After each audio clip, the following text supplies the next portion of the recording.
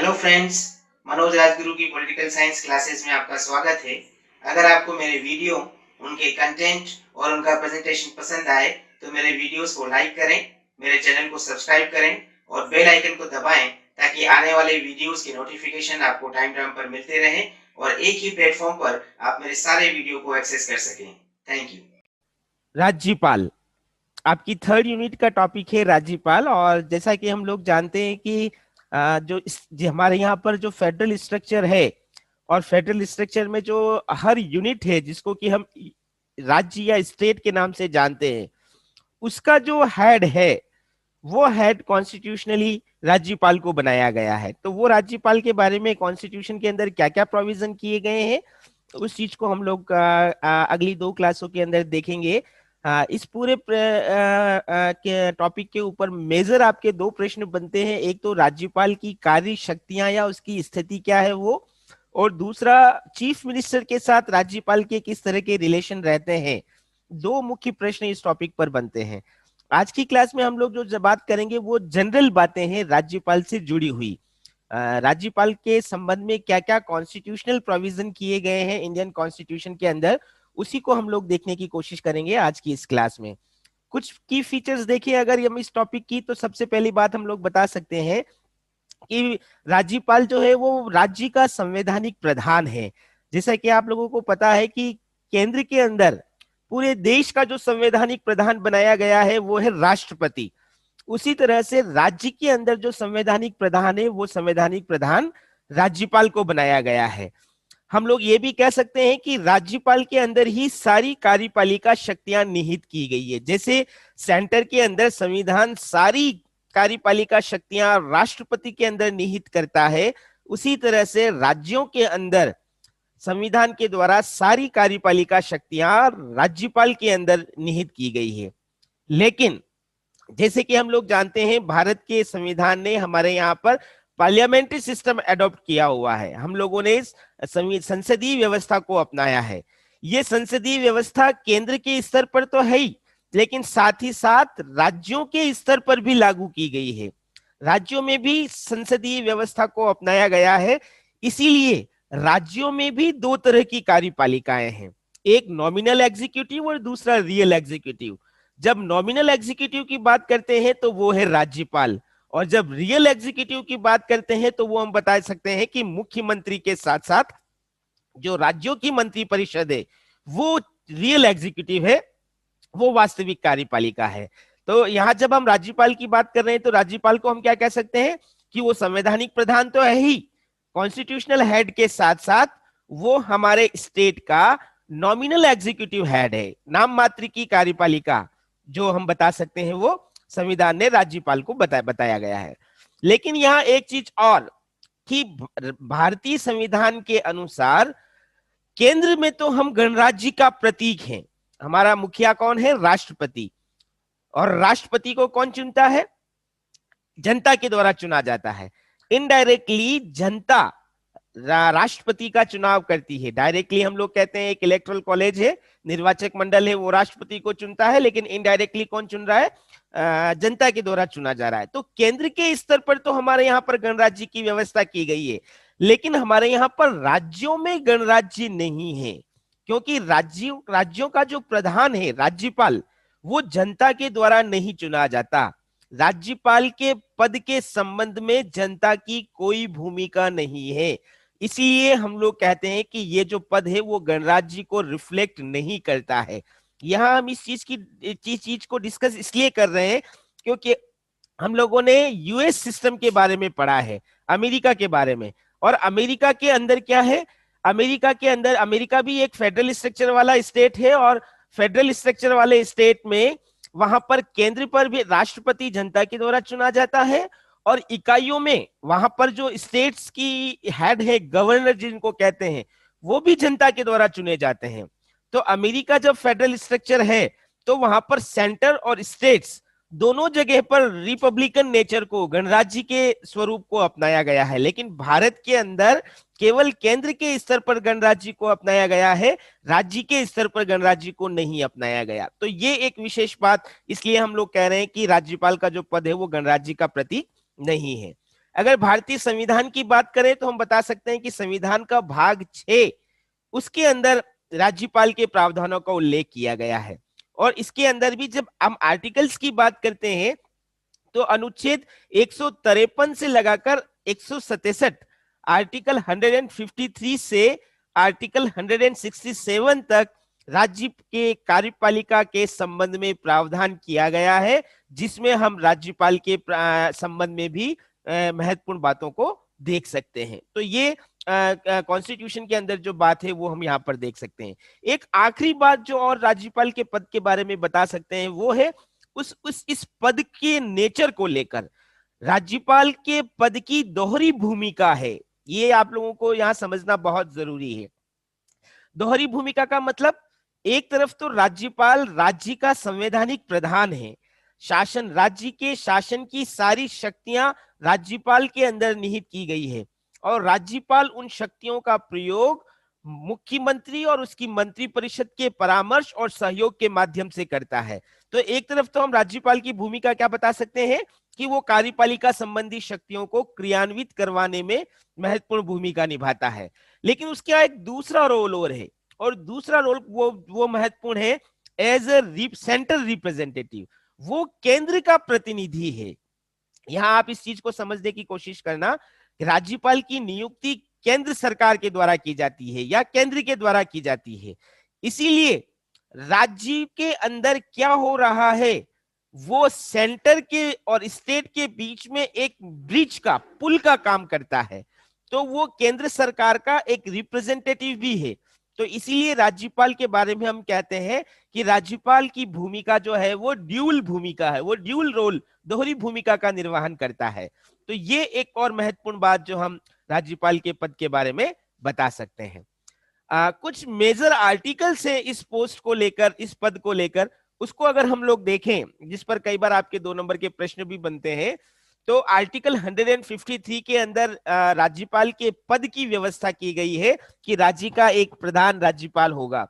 Article 154 के अंदर ये कहा गया है कि राज्य की समस्त कार्यपालिका शक्तियां जो है वो इस राज्यपाल के पद के अंदर निहित होगी, जिनका प्रयोग वो मुख्यमंत्री और उनके मंत्री परिषद के परामर्श से करेगा। आर्टिकल 155 के अंदर राज्यपाल की नियुक्ति कैसे की जाएगी उसके बारे में प्रावधान किया गया है। आर्टिकल 156 के अंदर ये कहा गया है कि राज्यपाल का टेन्योर क्या होगा, उसके पद की अवधि, उसका कार्यकाल क्या होगा, इसका उल्लेख अनुच्छेद 156 के अंदर किया गया है। आर्टिकल 157 की बात करें तो कौन व्यक्ति राज्यपाल बन सकता है, उन योग्यताओं की चर्चा आर्टिकल 157 के अंदर बताई गई है। इसी तरह से जब हम आर्टिकल 158 की बात करते हैं तो जो व्यक्ति राज्यपाल बनेगा, राज्यपाल बनने के साथ साथ वो राज्यपाल होने के लिए उसको कौन कौन सी शर्तें उसको या कौन कौन से प्रिविलेज उसको मिलेंगे, उनका जिक्र आर्टिकल 158 के अंदर किया गया है। इसी तरह से राज्यपाल के पद की जो शपथ है उसका प्रावधान आर्टिकल 159 के अंदर किया गया है। आप लोगों को पता है कि राष्ट्रपति को क्षमादान की शक्ति प्राप्त है, उसी तरह से राज्यों के अंदर भी राज्यपाल को क्षमादान की शक्ति प्राप्त है, जिसका उल्लेख आर्टिकल 161 के अंदर किया गया है। इसी तरह से आर्टिकल 163 के अंदर यह कहा गया है कि राज्यपाल को उसके कार्यों में सहायता और सहयोग प्रदान करने के लिए काउंसिल ऑफ मिनिस्टर्स होगी। आर्टिकल 164 के अंदर राज्यपाल किस तरह से मुख्यमंत्री और मंत्रियों की नियुक्ति करेगा उसका उल्लेख किया गया है। आर्टिकल 166 के अंदर ये कहा गया है कि राज्य सरकार के सभी काम राज्यपाल के नाम से किए जाएंगे। क्यों? क्योंकि राज्यपाल राज्य का संवैधानिक प्रधान है और सारी कार्यपालिका शक्तियां उसी के अंदर निहित की गई है। इसी तरह से आर्टिकल 174 के अंदर ये कहा गया है कि राज्य विधानमंडल के जितने भी सत्र बुलाए जाएंगे या सत्रों का अवसान किया जाएगा या सेशंस को पोस्टपोन किया जाएगा, ये सब काम राज्यपाल के माध्यम से होंगे अनुच्छेद 174 के अनुसार। इसी तरह से जब हम अनुच्छेद 171 की बात करते हैं 171, तो 171 के अंदर विधान परिषद के सदस्यों का मनोनयन राज्यपाल के द्वारा किया जाएगा। आप लोगों को पता है कि हमारे यहाँ पर कुछ स्टेट्स ऐसे हैं जहां बाइकैमरल लेजिस्लेचर है। ज्यादातर स्टेट्स के अंदर हमारे यहाँ विधानसभाएं ही हैं, लेकिन कुछ राज्यों के अंदर विधानसभा और विधान परिषद दोनों हैं। तो विधान परिषद के अंदर कुछ सदस्यों का मनोनयन राज्यपाल के द्वारा किया जाता है। जैसे राष्ट्रपति राज्यसभा के अंदर 12 सदस्यों का मनोनयन करता है, उसी तरह से राज्यों की विधान परिषद के अंदर भी राज्यपाल के द्वारा कुछ सदस्यों का मनोनयन किया जाता है, जिसका प्रावधान अनुच्छेद 171 के अंदर किया गया है। जब अनुच्छेद 200 की बात करते हैं, आर्टिकल 200, तो आर्टिकल 200 ये कहता है कि स्टेट असेंबलीज के द्वारा जो भी बिल, जो भी विधेयक पारित किए जाएंगे, उस पर गवर्नर की स्वीकृति आवश्यक होगी। जैसे सेंटर के अंदर संसद के द्वारा पारित विधेयकों पर राष्ट्रपति की स्वीकृति आवश्यक है, उसी तरह से राज्यों के अंदर विधानमंडलों के द्वारा पारित विधेयकों पर राज्यपाल की स्वीकृति आवश्यक है। और लास्ट एक और आर्टिकल की अगर हम बात करें, आर्टिकल 213, 213 अनुच्छेद नंबर, तो उसके उसके अंदर हम लोग कह सकते हैं कि राज्यपाल को ऑर्डिनेंस या अध्यादेश जारी करने की शक्ति प्रदान की गई है। जैसे कि राष्ट्रपति को भी केंद्र के अंदर संविधान अध्यादेश जारी करने की शक्ति देता है, उसी तरीके अध्यादेश जारी करने की शक्ति राज्यों के अंदर राज्यपाल के पास है, जो कि आर्टिकल 213 के अंदर बताई गई है।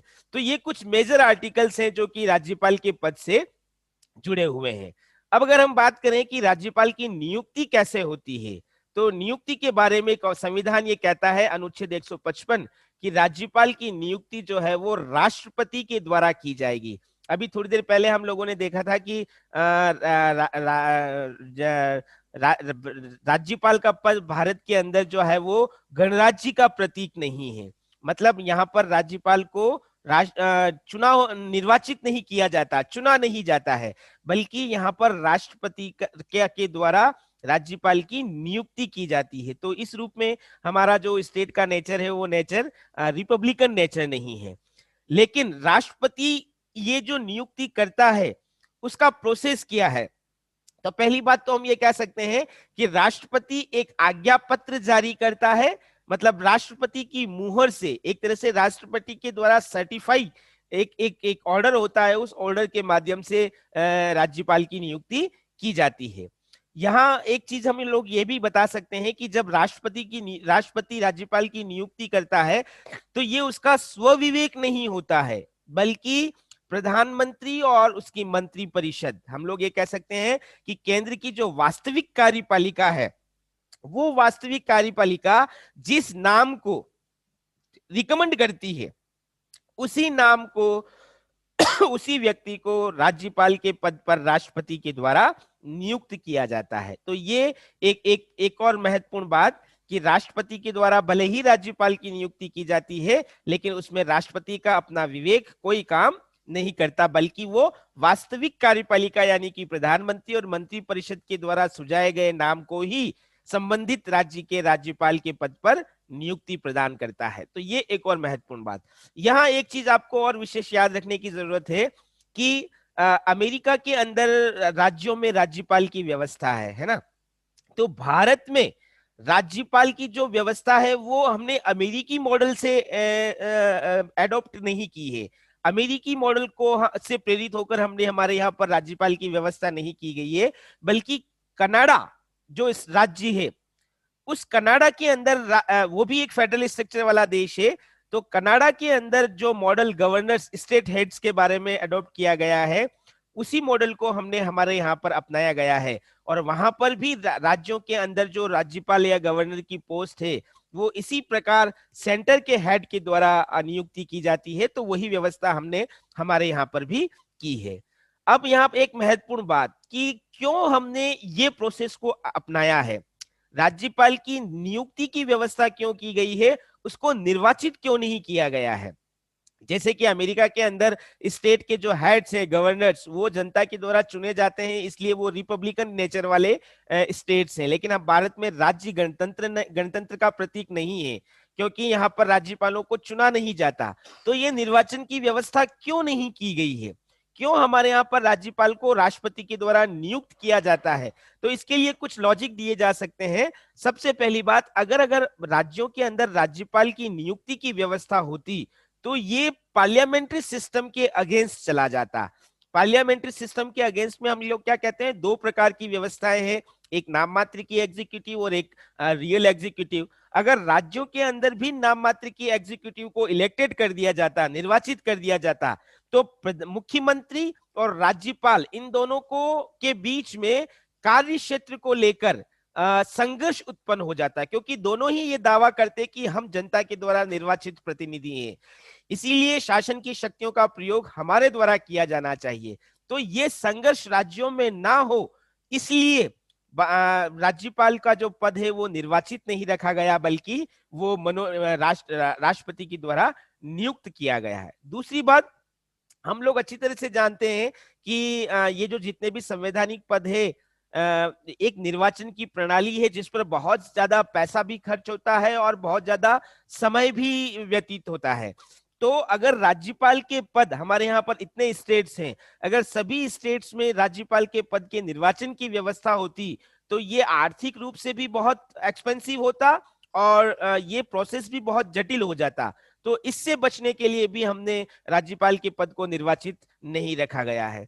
तीसरा लॉजिक ये दिया जाता है कि अगर राज्यपाल का पद निर्वाचित होता तो उससे पॉलिटिकल पार्टीज का अननेसेसरी इन्फ्लुएंस हो जाता, मतलब राजनीतिक दलों का दुष्प्रभाव नजर आता। जैसे हम लोग जानते हैं कि जब हमारे यहाँ पर विधानसभाओं के या संसद के चुनाव होते हैं तो जितने भी प्रतिनिधि खड़े होते हैं वो किसी न किसी दल को रिप्रेजेंट करते हैं। अगर राज्यपाल का पद भी निर्वाचित पद होता तो डेफिनेटली वो किसी न किसी, अब वो जितने भी कंटेस्टेंट खड़े होते वो किसी न किसी पार्टी से बिलोंग करते, और पार्टी से बिलोंग करने के कारण उनका जो आइडियोलॉजी होती वो पार्टी बेस्ड आइडियोलॉजी होती। जबकि अभी हम लोग क्या देखते हैं कि हमारे यहाँ पर राज्यपाल का जो पद है वो दलीय पद नहीं है। जो भी व्यक्ति ये एक संवैधानिक पद है और जो भी व्यक्ति इस पद पर रहता है उससे ये अपेक्षा की जाती है कि वो बिना दलीय प्रतिबद्धता के रहते हुए निष्पक्ष रूप से काम करेगा। तो अगर राज्यपाल का पद निर्वाचित होता तो कहीं ना कहीं राजनीतिक दलों का दुष्प्रभाव उसके ऊपर आ जाता। तो इस दुष्प्रभाव से बचने के लिए हमने राज्यपाल के पद को निर्वाचित ना रख के उसको राष्ट्रपति के द्वारा नियुक्त किया जाना रखा है। फिर दूसरी बात, हम लोग ये भी बता सकते हैं कि अगर राज्यपाल का पद निर्वाचित होता तो क्या होता, क्योंकि हमारे यहाँ पर रियल एग्जीक्यूटिव तो मुख्यमंत्री है ना, और सारे पावर्स संसदीय व्यवस्था के कारण ये रियल एग्जीक्यूटिव उन पावर्स का प्रयोग कर रही है। तो ऐसी स्थिति में राज्यपाल को अगर निर्वाचित होता तो उसकी जो प्रतिष्ठा और उसका जो सम्मान होता वो कम हो जाता। क्यों? क्योंकि कॉन्स्टिट्यूशनल हेड तो राज्यपाल है, लेकिन अगर वो निर्वाचित होने के बावजूद उन शक्तियों का प्रयोग नहीं कर पाता तो क्या लगता कि सबसे बड़ा व्यक्ति जो कि निर्वाचित है, राज्य का प्रधान जो कि निर्वाचित है, लेकिन उससे कम, उससे निचले पायदान पर रहने वाला मुख्यमंत्री जो है वो शक्तियों का प्रयोग कर रहा है, तो कहीं ना कहीं उसकी प्रतिष्ठा, उसके सम्मान को एक ठेस पहुंचती। तो इसी कारण से ये राज्यपाल के पद की गरिमा को बनाए रखने के लिए निर्वाचन की व्यवस्था को नहीं अपनाकर उसकी नियुक्ति की प्रणाली को अपनाया गया है। तो ये एक और बात जो हम लोग यहाँ पर बता सकते हैं। और एक दूसरा, एक अंतिम बात, अंतिम लॉजिक जो दिया जाता है कि हमने राज्यपाल के पद को निर्वाचित पद इसलिए भी नहीं बनाया क्योंकि अगर राज्यपाल के पद का भी चुनाव किया जाता तो एक प्रकार से आइसोलेशन या अलगाववाद की व्यवस्था उत्पन्न होती राज्य के अंदर। पॉलिटिकल बेस पर या राजनीतिक तौर पर हम कह सकते हैं कि अलग अलग ग्रुप्स बनते और उन ग्रुप्स के कारण एक प्रकार का संवैधानिक गतिरोध उत्पन्न हो सकता था। तो उससे बचने के लिए हम लोगों ने राज्यपाल के पद पर नियुक्ति की व्यवस्था की है, ना कि निर्वाचन की व्यवस्था। तो ये कुछ बेसिक आर्ग्यूमेंट्स है कि क्यों हमने राज्यपाल के पद को नियुक्ति वाला पद रखा है, ना कि निर्वाचित पद रखा है। और एक अंतिम बात और यहाँ पर हम बता सकते हैं कि अगर राज्यपाल का पद निर्वाचित होता तो केंद्र सरकार को राज्यों के अंदर कंट्रोल रखने का कोई मीडियम नहीं मिलता। अभी जैसे थोड़ी देर पहले मैंने कहा था कि राज्यपाल का जो पद है वो दोहरी भूमिका निभाता है, वो केंद्र सरकार का प्रतिनिधि भी है। तो अगर राज्यपाल निर्वाचित पद होता तो वो केंद्र सरकार के प्रतिनिधि की भूमिका नहीं निभा पाता, परिणाम स्वरूप केंद्र सरकार का नियंत्रण जो राज्यों में होना चाहिए वो नियंत्रण नहीं बन पाता। तो इन मेजर आर्ग्यूमेंट्स के बेस पर हम कह सकते हैं कि राज्यपाल का पद किस कारण से राष्ट्रपति के द्वारा नियुक्ति की माध्यम से तय होता है, ना कि निर्वाचन के माध्यम से। अगर हम बात करें कि कौन व्यक्ति राज्यपाल बन सकता है, योग्यताएं क्या है, तो आर्टिकल 157 के अंदर राज्यपाल की पद की योग्यताएं बताई गई हैं। दो योग्यताएं संविधान बताता है। पहली योग्यता, वो व्यक्ति जो भारत का सिटीजन है वो व्यक्ति राज्यपाल बन सकता है, और दूसरी योग्यता जो है वो बताई जाती है कि मिनिमम एज अगर किसी की 35 वर्ष है तो वो 35 वर्ष की आयु का व्यक्ति राज्यपाल बन सकता है। तो दो मेजर एलिजिबिलिटी जो हम बता सकते हैं राज्यपाल के पद के बारे में संविधान के अंदर उल्लेखित है। लेकिन इसके अलावा दो परंपराएं जो है वो भी राज्यपाल की नियुक्ति के संबंध में स्थापित हुई हैं। यहां ध्यान रखना, हम परंपराओं की बात कर रहे हैं। पहली परंपरा क्या है कि उस व्यक्ति को राज्यपाल बनाया जाएगा जो संबंधित राज्य का निवासी नहीं है। फॉर एग्जाम्पल, अगर अभी हम राजस्थान की बात करें तो राजस्थान के राज्यपाल है कलराज मिश्र, और कलराज मिश्र राजस्थान के नहीं है, वो उत्तर प्रदेश के हैं। कहने का मतलब, जिस राज्य के अंदर राज्यपाल की नियुक्ति की जानी है वो व्यक्ति उसी राज्य का निवासी नहीं होगा, क्योंकि अगर उस राज्य का निवासी हुआ तो कहीं ना कहीं वो दलीय प्रतिबद्धताओं से बंध जाएगा, या कुछ और प्रतिबद्धताएं, एक प्रकार की जो हम कह सकते हैं बायसनेस, वो बायसनेस उसके अंदर आ जाएगी। तो उससे बचने के लिए ये परंपरा विकसित की गई है कि किसी बाहरी व्यक्ति को राज्य का राज्यपाल बनाया जाएगा। और एक और परंपराएं जो है, जो बहुत सारी कमेटीज ने रिकमेंड की है, हम बाद में उस पर चर्चा भी करेंगे, कि जिस राज्य में भी राज्यपाल को नियुक्त किया जाना है, केंद्र सरकार उस राज्य के मुख्यमंत्री से परामर्श करने के बाद राज्यपाल की नियुक्ति करेगी। फॉर एग्जांपल, अगर राजस्थान के अंदर राज्यपाल का पद खाली है और किसी नए राज्यपाल को नियुक्त किया जाना है, तो राजस्थान के मुख्यमंत्री से परामर्श करने के बाद राष्ट्रपति के द्वारा राजस्थान में नए राज्यपाल की नियुक्ति की जाएगी। ये एक परंपरा जो कुछ समय तक चली, लेकिन हम लोग कह सकते हैं कि सामान्यतः ये इस परंपरा का उल्लंघन हुआ है। क्यों उल्लंघन हुआ है? क्योंकि ये पार्टी पॉलिटिक्स है। जैसे कि आप लोग, अगर मैं एक एग्जांपल की बात करूं, अभी राजस्थान के अंदर कांग्रेस की सरकार है और सेंटर के अंदर जो है वो एनडीए की गवर्नमेंट है, जिसमें बीजेपी जो है वो एक बड़े दल के रूप में भूमिका निभा रहा है। तो ये किसी न किसी रूप में बीजेपी और एनडीए ये चाहेगी कि हमारी आइडियोलॉजी का व्यक्ति जो है वो राजस्थान के अंदर हमारे रिप्रेजेंटेटिव के रूप में काम करे, और ऐसे आइडियोलॉजी वाले व्यक्ति को राजस्थान की कांग्रेस सरकार नहीं चाहेगी। तो इसीलिए जब भी राजस्थान में राज्यपाल की नियुक्ति करने की बात आएगी तो एनडीए गवर्नमेंट कांग्रेस गवर्नमेंट से, राजस्थान की कांग्रेस गवर्नमेंट से परामर्श नहीं करेगी। तो ये एक तरह से हम कह सकते हैं कि ये पार्टी पॉलिटिक्स के कारण ये जो परंपरा, दूसरी परंपरा विकसित हुई थी, उसका सामान्यतः भारतीय राज्य व्यवस्था में उल्लंघन हुआ है। तो ये कुछ बेसिक एलिजिबिलिटी क्राइटेरिया जो है वो हम बता सकते हैं राज्यपाल की नियुक्ति को लेकर। इस पद पर क्या क्या शर्तें संविधान तय करता है, आर्टिकल 158 के अंदर उल्लेखित की गई है उन बातों को। पहली बात, जो व्यक्ति राज्यपाल बनेगा वो ना तो संसद का सदस्य होगा और ना ही किसी राज्य के विधानमंडल का सदस्य होगा। अगर वो है तो उसे अपनी संसद अथवा विधानमंडल की सदस्यता से त्यागपत्र देना पड़ेगा, क्योंकि एक व्यक्ति एक समय पर दो पद धारण नहीं कर सकता। इसलिए अगर किसी व्यक्ति को राज्यपाल के पद पर नियुक्त किया जाता है राष्ट्रपति के द्वारा, तो उसे अपने संसद या विधानमंडल की सदस्यता से त्यागपत्र देना पड़ेगा। इसी तरह से अगर कोई व्यक्ति लाभ के पद पर है, संविधान ने लाभ के पद को डिफाइन किया हुआ है, अगर कोई व्यक्ति लाभ के पद पर है तो वो व्यक्ति भी राज्यपाल नहीं बन सकता, और अगर राज्यपाल बनना है तो उसे अपने ऑफिस ऑफ द प्रॉफिट या लाभ के पद को त्याग करना पड़ेगा। जो व्यक्ति राज्यपाल बनता है उसको ये प्रिविलेज प्राप्त होता है कि वो राजभवन में के अंदर रहे और उससे राज्यपाल से उसका कोई रेंट नहीं लिया जाएगा, मतलब राजभवन की उपलब्धता राज्यपाल के लिए रहेगी। ये भी एक व्यवस्था आर्टिकल 158 के द्वारा किया गया है। इसी तरह से आर्टिकल 158 ये भी कहता है कि राज्यपाल राज्य का संवैधानिक प्रधान है, इसीलिए समय समय पर पार्लियामेंट जो भी प्रिविलेज तय करेगी राज्यपाल के लिए या जो भी एडवांटेज तय करेगी राज्यपाल के लिए, हर राज्यपाल उन प्रिविलेज और एडवांटेज को पाने का राइट रखेगा। ये एक और प्रावधान। फिर एक चीज और यहां पर हम बता सकते हैं कि जरूरी नहीं है कि एक व्यक्ति को एक राज्य का राज्यपाल बनाया जाए।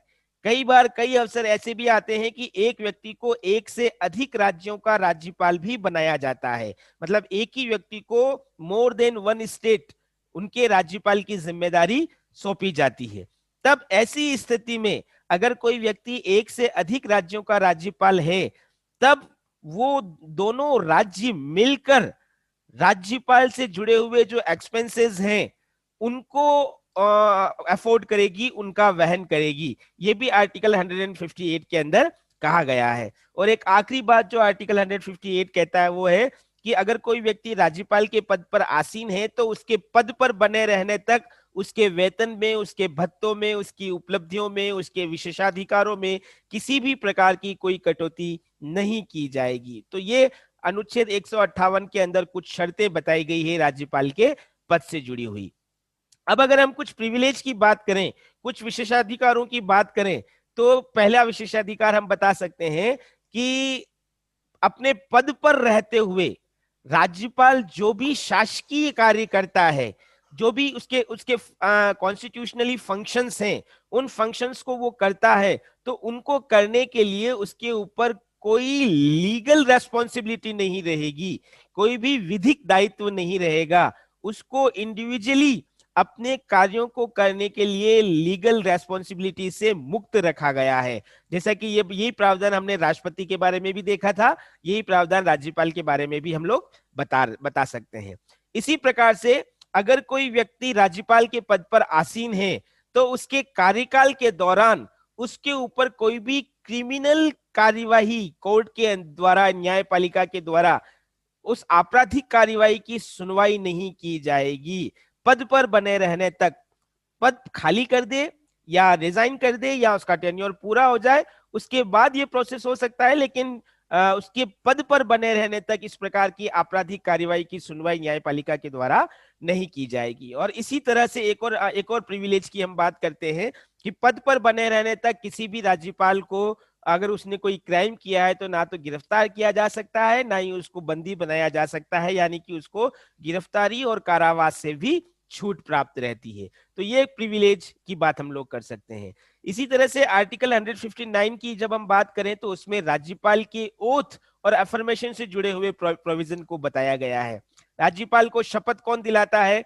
तो हम बता सकते हैं कि राज्य का जो उच्च न्यायालय है, हाई कोर्ट, उसका चीफ जस्टिस राज्यपाल को शपथ दिलाता है। और उसकी अनुपस्थिति के अंदर जो सीनियर जज होगा, वो सीनियर जज, हाई कोर्ट का सीनियर जज राज्यपाल को उसके पद और गोपनीयता की शपथ दिलाता है। तो प्रायोरिटी पे कौन है? हाई कोर्ट का चीफ जस्टिस, लेकिन उसकी अब्सेंस में हाई कोर्ट का जो सीनियर जज है वो राज्यपाल को उसके पद की शपथ दिलाता है। शपथ की अगर हम बात करें तो तीन मुख्य बातें संविधान के अंदर बताई गई है।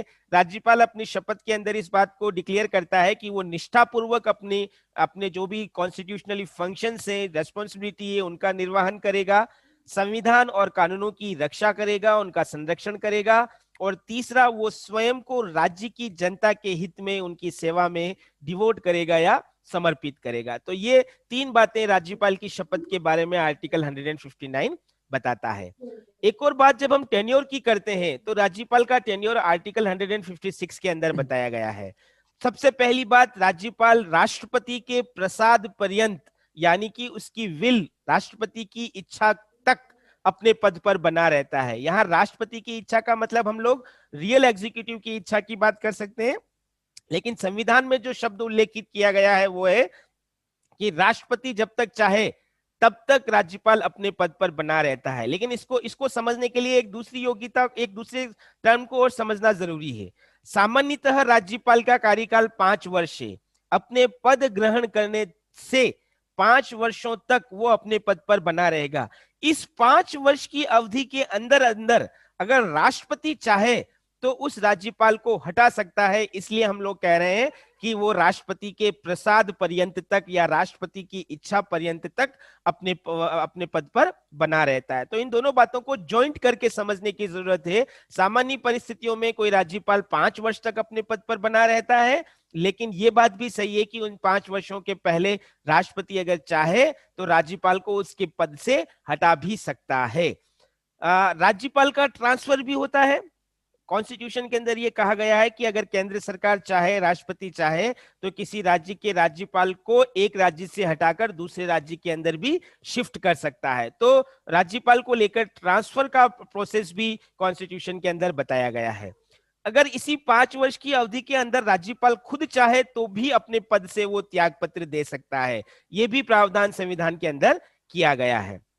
एक और बात हम उसकी नियुक्ति या पद विमुक्ति से जुड़ी हुई बता सकते हैं कि अगर किसी राज्यपाल का टेन्योर पूरा हो चुका है, 5 वर्ष का कार्यकाल पूरा हो चुका है, तो उसको रीअपॉइंट किया जा सकता है। मतलब किसी व्यक्ति को दूसरी बार भी राज्यपाल बनाया जा सकता है, उसी राज्य का भी बनाया जा सकता है, किसी और राज्य का भी बनाया जा सकता है। कहने का तात्पर्य यह है कि एक व्यक्ति को एक से अधिक बार राज्यपाल नियुक्त किया जा सकता है और अगली नियुक्ति तक वो एक और बात, सपोज कीजिए राजस्थान में अभी कलराज मिश्र राज्यपाल हैं और कलराज मिश्र का कार्यकाल 5 वर्ष पूरा हो चुका है। हम अब एग्जाम्पल की बात कर रहे हैं कि राजस्थान के राज्यपाल कलराज मिश्र का कार्यकाल 5 वर्ष का पूरा हो चुका है, तो जब तक नया राज्यपाल नहीं आ जाता, 1 महीने 2 महीने 15 दिन, तब तक कलराज मिश्र अपने पद पर बने रहेंगे एज ए राज्यपाल। कहने का मतलब कोई व्यक्ति अपने कार्यकाल को पूरा कर लेता है, उसके बावजूद वो अपने पद पर तब तक बना रहता है जब तक कि अगला व्यक्ति, अगली राज्यपाल की अगली नियुक्ति नहीं हो जाती। तो ये एक और प्रावधान जो कार्यकाल के बारे में संविधान के अंदर बताए गए हैं। तो ये कुछ जनरल बातें थी जो हमने राज्यपाल के संबंध में देखी थी। अगली क्लास में हम लोग पढ़ेंगे राज्यपाल के फंक्शंस और पावर्स क्या हैं उनके बारे में।